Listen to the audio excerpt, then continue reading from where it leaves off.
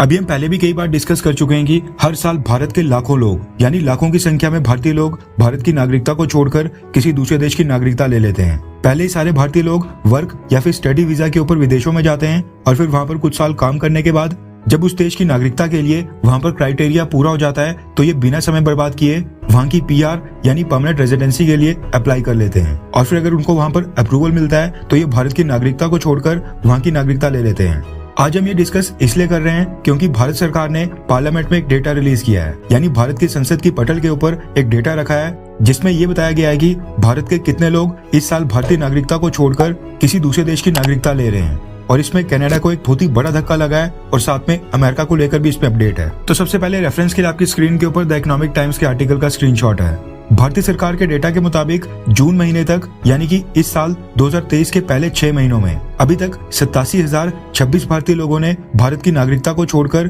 किसी दूसरे देश की नागरिकता ले ली है। और वहीं अगर हम इस डेटा को पिछले साल यानी 2022 के साथ कंपेयर करें तो पिछले साल 2022 में भारत के 2,25,620 लोगों ने भारत की नागरिकता छोड़ दी थी। यानी पिछले साल के मुकाबले इस साल भारत की नागरिकता छोड़ने वाले लोगों की संख्या कंपैरेटिवली थोड़ी कम है, वरना पहले 6 महीनों में ये आंकड़ा 1 लाख को क्रॉस कर लेता। अब जो ट्रेंड सामने निकल कर आ रहे हैं उसके अकॉर्डिंग ये माना जा रहा है कि इस साल 2023 में भारत की नागरिकता को छोड़ देने वाले लोगों की संख्या 2 लाख से कम ही रहेगी, यानी 2022 के मुकाबले थोड़ी कम रहने वाली है। इस समय आपकी स्क्रीन के ऊपर एक ग्राफ आ रहा होगा। ये ग्राफ द इकोनॉमिक टाइम्स ने जारी किया है और इसमें साल 2011 से लेकर 2023 तक जितने भी लोग भारत से भारत की नागरिकता को छोड़कर किसी दूसरे देश की नागरिकता ले चुके हैं उसका डेटा बताया गया है। अब इस ग्राफ में 2 चीजें बहुत ही इंपॉर्टेंट है। सबसे पहले आपने देखा होगा साल 2011 से लेकर 2019 तक का ग्राफ। अब इसमें जो रेड वाली लाइन है ये थोड़ी आहिस्ता आहिस्ता ऊपर की तरफ जा रही है, लेकिन साल 2020 यानी जिस साल कोविड-19 आया था उसमें बहुत ही बड़ा ड्रॉप देखने को मिला है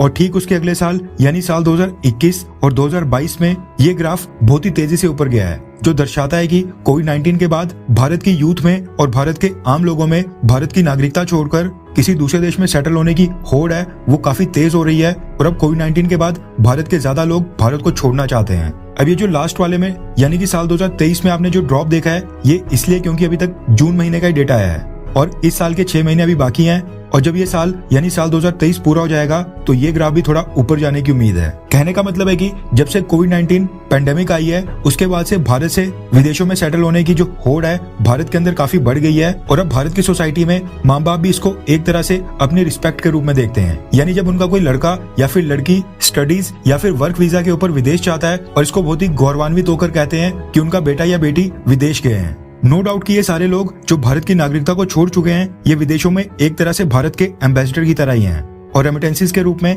भारतीय सरकार को कई बिलियन डॉलर्स भेजकर हमारी जीडीपी में बहुत ही बड़ा योगदान देते हैं। लेकिन इस टॉपिक के ऊपर भी डिबेट करना बहुत ही ज्यादा इंपॉर्टेंट है कि हमारे भारत के अंदर आखिरकार क्या कमियां हैं, कौन कौन सी प्रॉब्लम्स और परेशानियां हैं जिनकी वजह से भारत की क्रीमी लेयर, भारत की केपेबल और इंटेलिजेंट यूथ भारत की नागरिकता को छोड़कर विदेशों में जाने के लिए मजबूर हो रही है। जितनी सक्सेस इन सभी लोगों को फॉरेन जाकर मिल रही है, विदेशों में जाकर ये इतने बड़े बड़े यूनिकॉर्न्स खड़े कर रहे हैं, ये सब ये भारत के अंदर रहते हुए क्यों नहीं कर पाते हैं? इनको भारत के अंदर रहते हुए ये सक्सेस क्यों नहीं मिल पाती है? भारतीय सरकार को इस चीज के ऊपर विचार करना पड़ेगा और ये देखना पड़ेगा कि हमारे देश में क्या कमियां हैं और इसके ऊपर हम क्या कर सकते हैं। इसके साथ ही अगर डेटा के ऊपर नजर डालें तो भारतीय सरकार द्वारा रिलीज डेटा के मुताबिक साल 2011 से अब तक यानी पिछले 12 सालों में 17,50,000 भारतीय लोगों ने भारत की नागरिकता अब तक छोड़ दी है। यानी 12 सालों में 18 लाख के करीब भारत के लोग भारत को टाटा गुड बाय कह चुके हैं। इसके साथ ही भारतीय सरकार ने संसद की पटल के ऊपर ये भी डेटा रखा है कि ये जो भारत के लोग भारत की नागरिकता को छोड़ रहे हैं ये सबसे ज्यादा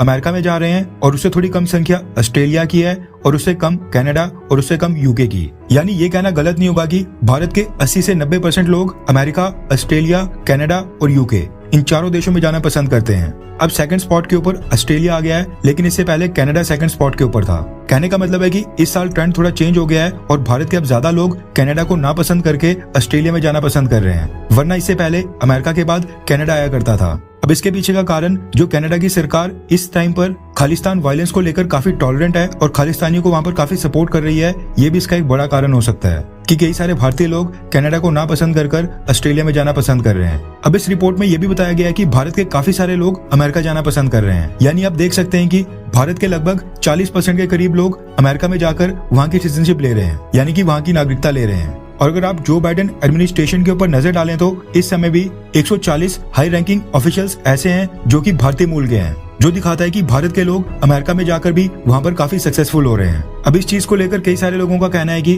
भारतीय सरकार को ड्यूअल सिटीजनशिप का प्रावधान कर लेना चाहिए, यानी भारत के साथ साथ और अगर वो किसी और देश के नागरिक बनते हैं तो उनसे भारत की नागरिकता नहीं छीनी जानी चाहिए, वो भारत के भी नागरिक रहें, यानी कि एक तरह से उनको 2 पासपोर्ट कैरी करने की परमिशन देनी चाहिए। अब ये दुनिया के कई सारे देशों में होता है, लेकिन भारतीय सरकार इस तरह की परमिशन नहीं देती है। वैसे आपको क्या लगता है कि क्या भारतीय सरकार को भी ड्यूअल सिटीजनशिप का जो कंसेप्ट है इसको लागू करना चाहिए और ये भारत में लाना चाहिए, हाँ या फिर ना? नीचे कमेंट करके अपनी राय जरूर बताएं।